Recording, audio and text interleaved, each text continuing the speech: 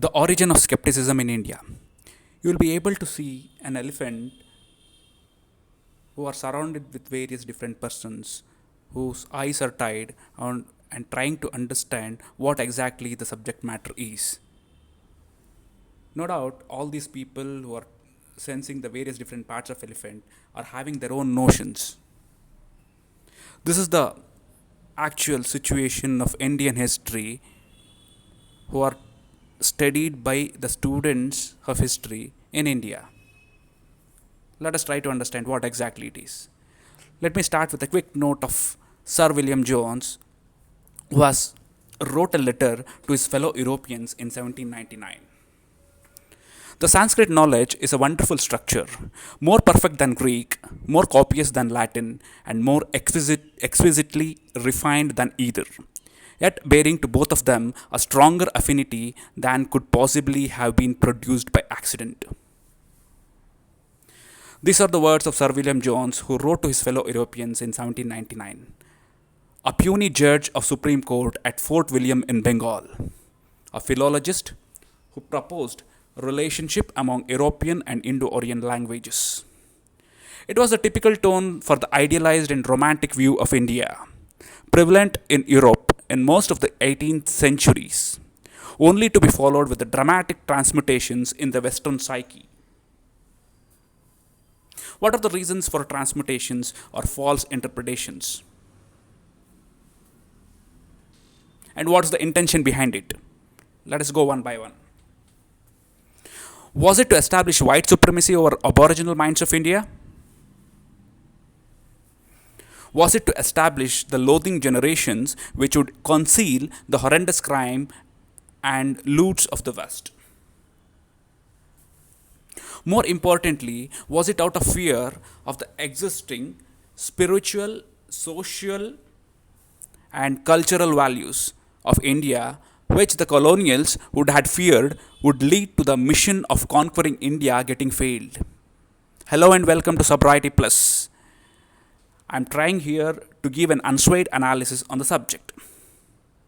The answer to all these questions lie in a letter from Max Muller to the Duke of Argyll in 1868. Max Muller, who wrote on India without visiting India at least once. What more irony you could feel or you could sense in your life? Let us have a glimpse of the letter. Let me read out. India has been conquered once, but India must be conquered again, and that second conquest should be a conquest by education. Clearly, they want to have a control of minds.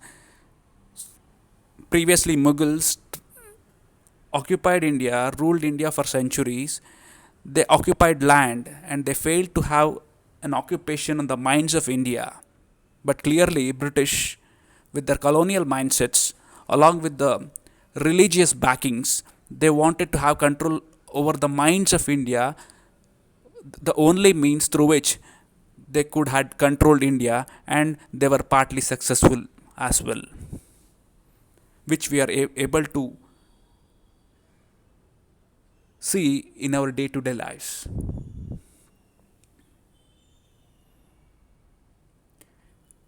It is easy to find fault with what is called young Bengal, the product of the English ideas grafted on the native mind. Its bad features are apparent everywhere. Its good qualities are naturally hidden from the eyes of careless observers. So clearly, this gives the situation of Bengal at that point of time when Britishers wanted to have control over the minds of the young Bengalis. So Bengal was a strategic location after the fall of Sirajudaulah at that point of time. So there was chaos, and it was that chaos they wanted to take advantage of. Hence, let me continue. The missionaries have done far more than they themselves to be aware of. The Christianity of our 19th century will hardly be the Christianity of the India, but ancient religion of India is doomed, and if the Christianity doesn't step in, whose fault will it be? These are the clear words of Max Muller. What more straight words is required to understand its mindsets? Let us try to understand these statements and analyze them. So, three quick points can be made out of it. So, these are the possibilities what we have. First one, to persuade or coax the younger generation towards the Western ideas in the garb of education, which eventually favor the already existing foreign rule.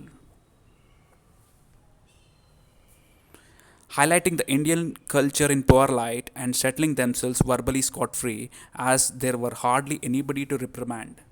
So you can see in the figure here, wherein the idol worships are prohibited, and those who are trying to worship it, they were forcibly taken out of the arena.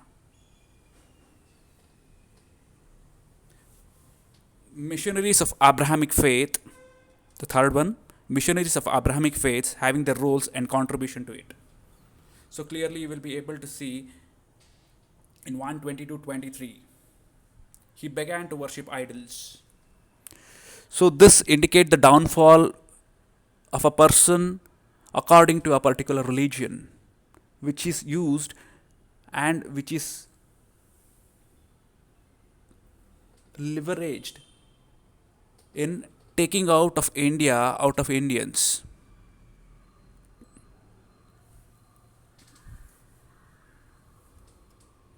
This paved the way for the tampered timelines of the past due to the negation and neglect of many facts in historical timelines, which led to the many inconclusive conundrums in the Indian history. Thank you.